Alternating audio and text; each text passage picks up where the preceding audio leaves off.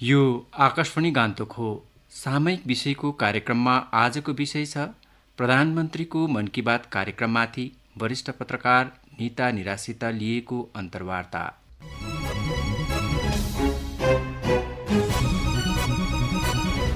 त प्रथममा यहाँलाई हाम्रो कार्यक्रममा स्वागत छ। नमस्कार। नमस्कार भाइ। त प्रथममा यो बताइदिनुहोस् कि प्रत्येक महिना हामी माननीय प्रधानमन्त्रीको मन की बात कार्यक्रम सुन्ने गर्छौँ। यो बताइदिनुहोस् कि मन की बात कार्यक्रम कस्तो कार्यक्रम हो? प्रधानमन्त्री नरेन्द्र मोदीले भारतका नागरिकहरूसँग संवाद गर्दै आएका छन् र यस विषयलाई मन की बात भनेर वर्णन गर्छन्। मन की बातको अभूतपूर्व विशेषता भनेको सुझावहरू आह्वान गर्नु र मानिसहरूले आफ्ना घटनाहरू र उपलब्धिहरू वर्णन गर्नु हो, जुन नागरिकहरूमाझ लोकप्रिय छ, किनभने प्रधानमन्त्री मोदीज्यूले त्यो सब सुनेर त्यस विषयमा केही न केही सुझाव दिनुहुन्छ। प्रधानमन्त्री मोदी आफैले यसलाई सबै भारतीय जनताको मन की बातको रूपमा परिभाषित गर्दछ। मन की बातले हामीलाई हाम्रो सम्पदामा गर्व गर्न प्रोत्साहित गर्दछ। आधुनिक भारतमा जब युवाहरू पश्चिमी संस्कृतितिर बढी उन्मुख हुन्छन्, प्रधानमन्त्री मोदी अरुणाचल जस्तो घटनाहरूको बारेमा कुरा गर्दै भन्नुहुन्छ, अरुणाचलको रुक्मणी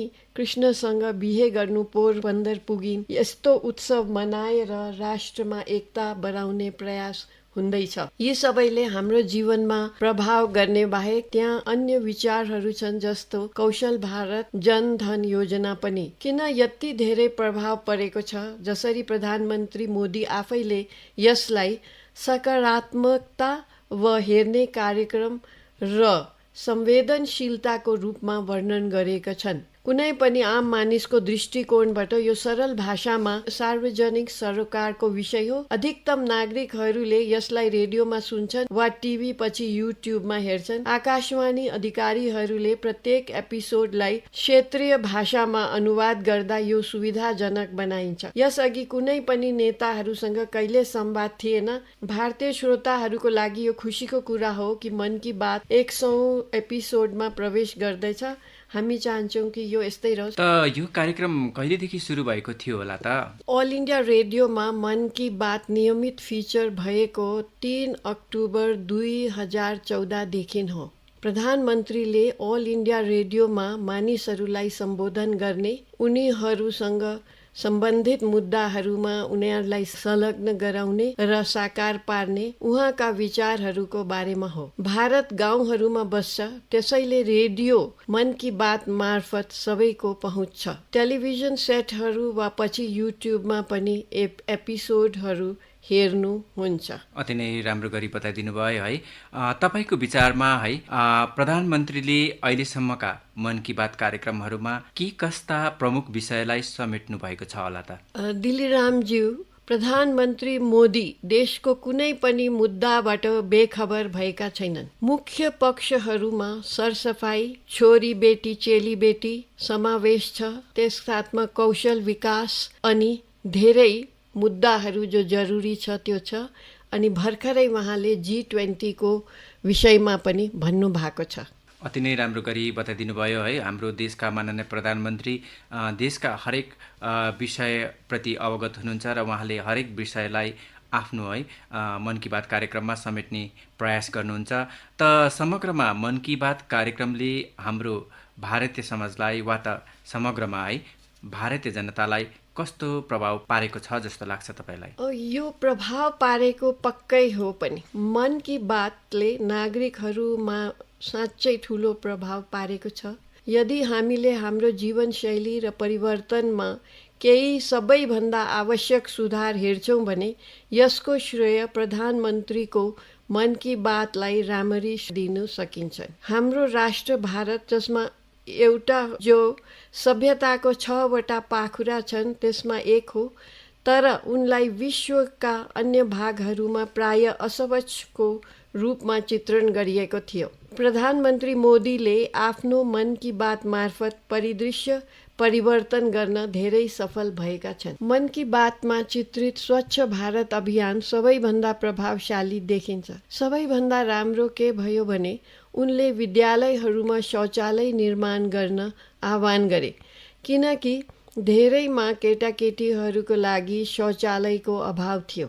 यसले स्वच्छ वातावरण मात्र बनाउँदैन, झन् चारैतिर सबजनालाई धेरै चिजमा सहायता गर्छ।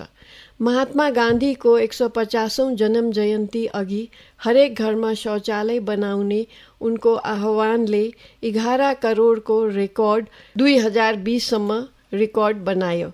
2020सम्म घरहरू अट्याच टोयलेट बनाउन थाले। मन की बातले हामीलाई सहर, गाउँ र पक्कै पनि हाम्रो वरपरको दृष्टिकोण परिवर्तन गर्नु प्रोत्साहित गर्यो। समाजले उदाहरणीय असल कामबाट व्यक्ति र समूहले एक अर्कालाई प्रभाव पारेको देख्यो। प्रधानमन्त्रीले मानिसहरूलाई छुट्टै प्रयोग गर्नको लागि सुक्खा फोहोर अलग, भिजेको लागि अर्कै डब्बा पनि प्रयोग गर्नु भनेर आह्वान गर्नुभयो। धेरै गाउँहरू खुल्ला दिशामुक्त चरणमा पुगेको छन्, जुन पत्याउनै नसकिने थियो। आजकल यदि कोही विदेशीहरू पनि रेलमा यात्रा गर्छन् भने सायद नै कोही आफ्नो खेतमा निस्केको देखिन्छ।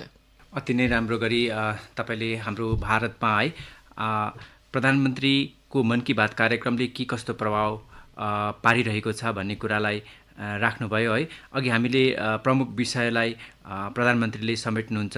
देशमा जति पनि सम्बोधन गर्नुपर्ने विषयहरू हुन्छन् त्यसलाई प्रधानमन्त्रीले समेट्नुहुन्छ भन्ने हामी कुरा गरिरहेका थियौँ र त्यसमा है मलाई स्मरण भइरहेको छ कि सिक्किम राज्यको पनि है माननीय प्रधानमन्त्रीले धेरैपल्ट उल्लेख गर्नुभएको छ आफ्नो कार्यक्रममा, जस्तो कि छङ्गु पोखरी संरक्षण समितिका है साङ्गे शेर्पाको योगदानलाई पनि उहाँले मन की बात कार्यक्रममा उल्लेख गर्नुभयो अनि उहाँको कार्य अनि उहाँको संस्थाले गरिरहेको कार्यक्रम है कार्यहरू देशका लागि नै अनुकरणीय छ भनेर भन्नुभयो। यसरी नै एसटिएनएम अस्पतालमा मार्फत सञ्चालित ई-सञ्जीवनीमाथि पनि उहाँले हाम्रो डाक्टर मदनमणि ढकालसित पनि उहाँले कुरा गर्नुभयो मन की बात कार्यक्रममा। र यसरी प्रधानमन्त्रीले सोझै आम नागरिकसित अथवा कुनै पनि सरकारी कर्मचारीसित सम्पर्क गरेर संवाद गर्दाखेरि यसको प्रभाव कस्तो हुन्छ जस्तो लाग्छ तपाईँलाई? यसको प्रभाव धेरै राम्रो हुन्छ, किनभने अब यसो हामीले कहिले पनि ठुलो अब कुनै नेताहरू छ, नेत्रीहरू छ, उनीहरूसँग सम्पर्क गर्नु पाउँदैन। टाढोबडो जनसभामा भाषण सुन्नु मात्रै पाउँछ। तर यस्तो प्रकारले सोझै सम्पर्क गर्दाखेरि चाहिँ हामीलाई बडो खुसी लाग्छ, अरू पनि प्रोत्साहित हुन्छ र अझै हामीले आफ्नो के कुराहरू भन्नु पनि पाउँछ, उहाँले पनि याद गर्नुहुन्छ र यस्तो प्रकारले अरू पनि यसको प्रति आकर्षित हुन्छ मन की बातको प्रति। अर्को महत्त्वपूर्ण कुरा चाहिँ के छ भने अब यो अल इन्डिया रेडियो है आकाशवाणी र दूरदर्शन मार्फत चाहिँ यो प्रसारण हुने भएकोले गर्दाखेरि प्रधानमन्त्री सम्भवतः लगभग है 98-99% देशका जनताको पहुँचमा पुग्नुहुन्छ प्रत्येक महिना है। र यो पनि एउटा प्रजातान्त्रिक प्रणालीमा है एउटा जुन चाहिँ संवादको प्रक्रिया छ त्यो एउटा राम्रो भएको जस्तो तपाईँलाई लाग्छ? यो धेरै राम्रो हो, किनभने यसमा कतिवटा नयाँ चिज हुन्छ, सरकारको कतिवटा नयाँ नीतिहरू हुन्छ, कार्यक्रमहरू हुन्छ, जो कि कतिपय पढेको एजुकेटेड मान्छेहरूलाई मात्र याद हुन्छ कि जो यसमा रिसर्च गर्दैछ, शोध गर्दैछ। तर यो ग्रामीण जनतालाई चाहिँ बेसी जस्तो कुरा थाहा हुँदैन अनि त्यसले गर्दाखेरि प्रधानमन्त्रीले यो सोझै यो बताइदिँदा मन की बातमा धेरै लाभ हुन्छ अनि उनीहरूलाई थाहा पनि हुन्छ के हुँदैछ देशमा। अन्तमा तपाईँ एक महिला है वरिष्ठ पत्रकार पनि हुनुहुन्छ र मन की बात कार्यक्रमले भारतीय समाजमा महिलाहरूको जीवनलाई के कस्तो प्रभाव पारिरहेको छ जस्तो लाग्छ तपाईँलाई? मन की बातले नारीको सम्मान गर्ने सन्दर्भमा नागरिकहरूमा धेरै प्रभाव पारेको छ। मन की बातको समयमा बात गर्दै गर्दा प्रधानमन्त्रीले केटीहरूप्रति पुरुषहरूको दृष्टिकोण परिवर्तन गर्ने प्रयास गरे। यसले राम्रो प्रभाव पारेको छ। देशमा दुर्गा, सरस्वती जस्ता देवीहरूलाई सम्मान गरे पनि पहिलादेखि नै लैङ्गिक भेदभाव जारी थियो। मन की बातले समाजमा रहेका खराबीहरूको बारेमा मानिसहरूलाई सचेत गराएको छ, जसलाई अधिकांश मानिसहरूले स्वीकार गरेका छन्। त्यति मात्र होइन, हामी शिक्षाको अभिनव विचारको नेतृत्व पनि गर्दैछौँ, यो पनि थाहा पाउँछ। आफ्नो बहुमूल्य समय यहाँले हामीलाई दिनुभयो र यसका लागि तपाईँलाई धेरै धेरै धन्यवाद दिन चाहन्छौँ। नमस्कार।